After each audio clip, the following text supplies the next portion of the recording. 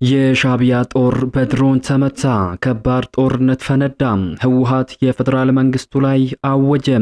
የፋኖ ኃይሎች የተቆጣጠሩበት ደብረ ታቦር ከተማ ላይ ከባድ እልቂትና ውድመት መድረሱ ተሰማ። ሰላም እንደምን አላችሁ? የተወደዳችሁ የአዲስ ፖስት ቤተሰቦች አዳዲስና ወቅታዊ መረጃዎችን ይዘን መጥተናል። በቅድሚያም አበይት ነጥቦችን በማስቀደም እንጀምራለን። የፌደራል መንግስቱ ተኩስ ከፍቶብናል ሲሉ ደብረጽዮን ገብረ ሚካኤል አስጠነቀቁ። በወቅታዊ ጉዳዮች ላይ መግለጫ የሰጡት የህወሓቱ መሪ ዶክተር ደብረጽዮን ገብረ ሚካኤል የፌደራል መንግስቱ ተኩስ በመክፈት የፕሪቶሪያውን የሰላም ስምምነት ጥሷል በማለት ከባድ ማስጠንቀቂያን ሰጥተዋል። ትግራይ በፌደራል መንግስቱ ሰራዊት ተከቧል ሲሉም ተደምጠዋል። በዝርዝር ተሰሙታላችሁ። የፋኖ ኃይሎች በተቆጣጠሩበት ደብረ ታቦር ከተማ ከባድ የድሮን ድብደባ መፈጸሙ ተሰማ። በከተማዋ በተደረገው በከባድ መሳሪያ በታገዘው ውጊያ ከፍተኛ የሆነ ሰብአዊና ቁሳዊ ኪሳራን ያስከተለ ጉዳት መድረሱ ተገልጿል። በደብረ ታቦር በተደረገው ከባድ ውጊያ የህወሓትና ሻዕቢያ ጦር ወደ ከተማው ገብቷል ሲል የክልሉ ጸጥታ ቢሮ ባወጣው መግለጫ ገልጿል። በዝርዝር እንመለከተዋለን። ጠላቶቻችንን እንደ ሸረሪት ድርን በጣጥሳቸዋለን ሲሉ የብልጽግና ባለስልጣኑ ዛቱ። በአማራ ክልል የፋኖ ኃይሎች በርካታ ከተሞችን በቁጥጥር ስር እያደረጉ ባለበት በዚህ ወቅት መግለጫ የሰጡት የብልጽግና ከፍተኛ ባለስልጣኑ አቶ ተመስገን ጥሩነህ ከባድ ዛቻ የተቀላቀለበትን መግለጫን ጠላት ላሏቸው አካል ልከዋል። በዝርዝር እናስደምጣችኋለን። በሌላኛው መረጃችን የግብጽ ጦር ኢትዮጵያን የመክበብ ስትራቴጂውን አጠናክሮ መቀጠሉ ተሰማ። ከወራት በፊት በህዳሴ ግድቡ ምክንያት ኢትዮጵያ ላይ ወታደራዊ እርምጃ እንደምትወስድ የዛተችው ግብጽ አየር ኃይሏን ጨምሮ በዛሬው ዕለት ከፍተኛ ቁጥር ያለው ጦር በኢትዮጵያ ድንበር ማሰማራቷ ተሰምቷል። በዝርዝር የምንመለከተው ሌላኛው መረጃችን ነው። እነዚህንና ሌሎች በርካታ መረጃዎች በዚህ ሰዓት የመረጃ ጊዜ ወደ እናንተ ይደርሳሉ። እንደተለመደው ይህንን ቪዲዮ ላይክ እና ሼር በማድረግ ጀምሩት። አዲስ የሆናችሁ ደግሞ ሰብስክራይብ በማድረግ አዳዲስ መረጃዎችን ያግኙ። አሁን ወደ ዝርዝሮቹ እናመራለን። በቅድሚያም የፌደራል መንግስቱ ተኩስ ከፍቶብናል ሲሉ ዶክተር ደብረጽዮን ገብረ ሚካኤል አስጠነቀቁ።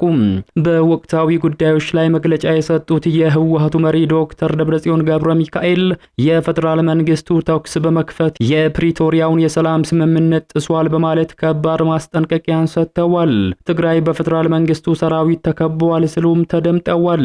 የፕሪቶሪያ ስምምነት የተኩስ አቁም ስምምነት ነው ያሉት ዶክተር ደብረጽዮን አሁን ግን የፌደራል መንግስቱ ተኩስ በመክፈት ስምምነቱን ጥሷል። እናም የሰላም ጥሪው ከተረገጠ ማንም የትግራይ ተወላጅ ዝም አይልም ብለዋል። ህወሓት 51ኛ የምስረት ዓመቱን እያከበረ መሆኑን አስመልክተው መግለጫ የሰጡት ዶክተር ደብረጽዮን ገብረ ሚካኤል ህወሓት አሁንም የፖለቲካ ልዩነቶችን በውይይት ለመፍታት ጥረት እያደረገ መሆኑንና ከ10 ጊዜ በላይ ለአፍሪካ ህብረት ማሳወቁን ተናግረዋል። የትግራይ ህዝብና የፓርቲው መግለጫ ግልጽ ናቸው ያለው የዶክተር ደብረጽዮን መግለጫ የህዝቡን ህልውና ማረጋገጥ፣ የተፈናቀሉትን ወደ ቤታቸው መመለስና የትግራይ ሉዓላዊ ግዛት ማረጋገጥ ነው። በዚህ ጉዳይ ላይ ምንም አይነት ልዩነት የለንም ብለዋል። የህወሓትን 51ኛ ዓመት እያከበርን ያለነው የፌደራል መንግስቱ ሌላ የጦርነትና የዘር ማጥፋት አደጋን እያደረሰ ባለበት ወቅት ነው ያሉት ዶክተር ደብረጽዮን ይህ ደግሞ የራስን እድል በራስ መወሰንን ለማረጋገጥ አስቸጋሪ ያደርጋል ብለዋል። የፌደራል መንግስቱ የትግራይን ህዝብ ለማጥፋት ነዳጅ ከልክሎ በትግራይ ኢኮኖሚ ላይ ጫና ፈጥሮ እየሰራ ነው ያሉ ሲሆን ከዚህ በላይ ስምምነቱን ጥሷልም ብለዋል።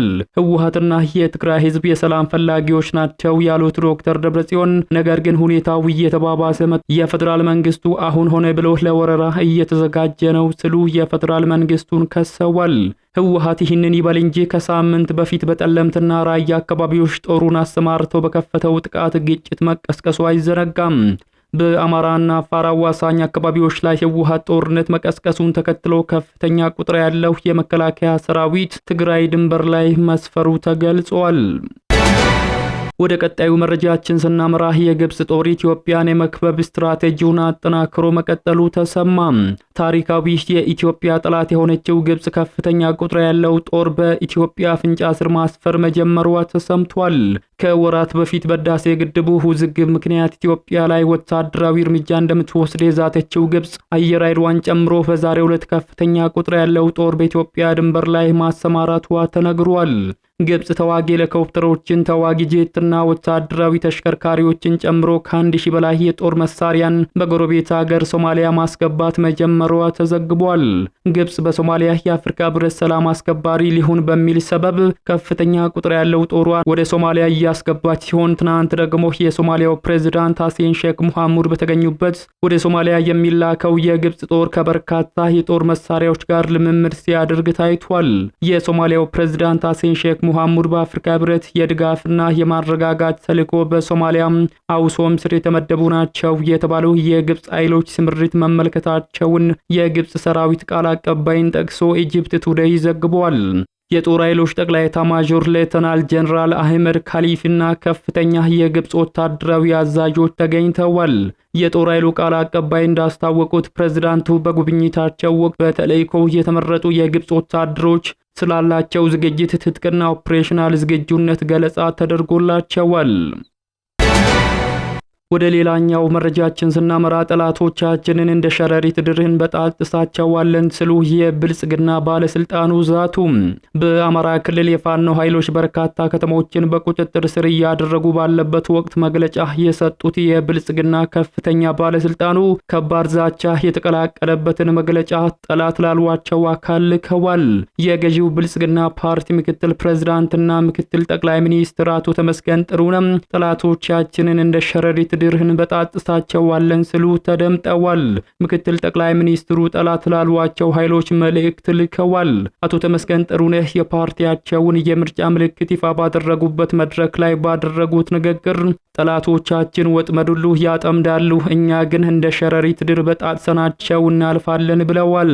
አቶ ተመስገን የብልጽግና ፓርቲ የሰባተኛ ጠቅላላ ምርጫ የማኒፌስቶና የምርጫ ምልክት ይፋ ማድረጊያ መድረክ ላይ እንደተናገሩት የብልጽግና ፓርቲን መምረጥ ነገን መምረጥ ነው፣ ለድልና ለተስፋ ድምጽ መስጠት ማለት ነው ሲሉ ተናግረዋል።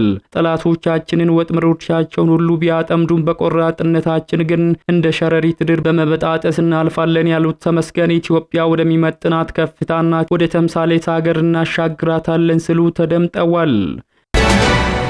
ወደ ሌላኛው መረጃችን ስናመራ የፋኖ ኃይሎች በተቆጣጠሩበት ደብረ ታቦር ከተማ ከባድ የድሮን ድብደባ መፈጸሙ ተሰማ። በከተማዋ በተደረገው በከባድ መሳሪያ በታገዘው ውጊያ ከፍተኛ የሆነ ሰብአዊና ቁሳዊ ኪሳራን ያስከተለ ጉዳት መድረሱ ተገልጿል። በደብረ ታቦር በተደረገው ውጊያ የህወሓትና ሻዕቢያ ሰራዊት ከፋኖ ኃይሎች ጋር ተባብረው ጥቃት ከፍቷል ሲል የክልሉ የጸጥታ ቢሮ ባወጣው መግለጫ ገልጿል። በደብረ ታቦር ከተማና አቅራቢያው በሚገኙ አካባቢዎች ከ16 ጊዜ በላይ የሰው አልባ አውሮፕላን የድሮን ድብደባ መፈጸሙ ተነግሯል። በከተማ ውስጥ በተደረገው ውጊያ ሰላማዊ ሰዎችን ጨምሮ በርካታ ታጣቂዎች መገደላቸው ተነግሯል። በትላንትናው ዕለት የከተማው ዳርቻ አካባቢ ላይ ሞርታሪን ጨምሮ በከባድ የጦር መሳሪያዎች የታገዘ ውጊያ መደረጉን ተከትሎ የንጹሃን መኖሪያ ቤቶችና የመንግስት ትምህርት ቤቶች ወድመዋል ተብሏል። የህዝብ አገልግሎት ሰጪ ተቋማት መውደማቸው የተሰማ ሲሆን በትንሹ 5 የህዝብ መገልገያ ተቋማትን ጨምሮ የግለሰብ መኖሪያ ቤቶች መውደማቸውን ከአካባቢው የወጡ መረጃዎች አመላክቷል። የዞኑ ጤና መምሪያ፣ የዞኑ ሲቪል ሰርቪስና ፋይናንስ ቢሮ፣ የፈርጣ ወረዳ ፖሊስ ጣቢያ፣ የገብርዬ ክፍለ ከተማ ፖሊስ ጣቢያና የቴዎድሮስ ክፍለ ከተማ ፖሊስ ጣቢያን ጨምሮ ሌሎች የግለሰቦችና የህዝብ ተቋማት በውጊያ ወቅት ከባድ የሆነ ጉዳት ማስተናገዳቸው ተነግሯል። በከተማ ውስጥ ለደረሰው ከፍተኛ የሆነ ጉዳት የክልሉ መንግስት የፋኖ ኃይሎችን ተጠያቂ ሲያደርግ፣ የፋኖ ኃይሎች በበኩላቸው የመንግስት ኃይሎችን ተጠያቂ አድርገዋል። በደብረ ታቦሩ ውጊያ በሁለት ወገን በሺዎች የሚቆጠሩ ወታደሮችና በርካታ ጦር መሳሪያዎች ላይ ጉዳት እንደደረሰም ተገልጿል። ዛሬ የካቲት 5 ቀን 2018 ዓመተ ምህረት ማርፈጃው ላይ የከተማ አስተዳደሩ ባወጣው መግለጫ ጽንፈኛው ቡድን ደብረ ታቦር ገብቶ ተቋሞቻችንን አወደመብን ያለ ሲሆን የክልሉ የጸጥታ ቢሮ በበኩሉም አማራ ያልሆኑ አካላት የሻዕቢያና የህወሓት ታጣቂዎች ከፋኖ ጎን ተሰልፈው ደብረ ታቦር ከተማን አጥቅተዋል ሲል ባወጣው መግለጫ ገልጿል። የፋኖ ኃይሎች በበኩላቸው ባወጡት መግለጫ በደብረ ታቦር መሃል ከተማ ከ3 በላይ የሰው አልባ አውሮፕላኖች ጥቃት ተፈጽመዋል በማለት ለደረሰው ጉዳት መንግስትን ተጠያቂ አድርገዋል። የፋኖ ኃይሎች በመግለጫቸው ላይ በመሃል ከተማና በከተማዋ ዙሪያ ባሉ አካባቢዎች ላይ ከ16 ጊዜ በላይ በተፈጸመው የድሮን ጥቃት በርካታ ሰዎች ሲገደሉ፣ በተለይ በከተማዋ ዙሪያ በሚገኙ ገጠራማ መንደሮች ላይ ከባድ የሆነ ጉዳት ደርሷል በማለትም መንግስትን ከሰዋል። የተወደዳችሁ የሚዲያችን ቤተሰቦች ለሰዓቱ ያዝንላችሁ መረጃዎች የተከታተላችሁትን ይመስሉ ነበር። ከሰዓታት በኋላ በሌሎች አዳዲስ መረጃዎች ዳግም እስከምንገናኝ በያላችሁበት መልካሙን ሁሉ ተመኘን።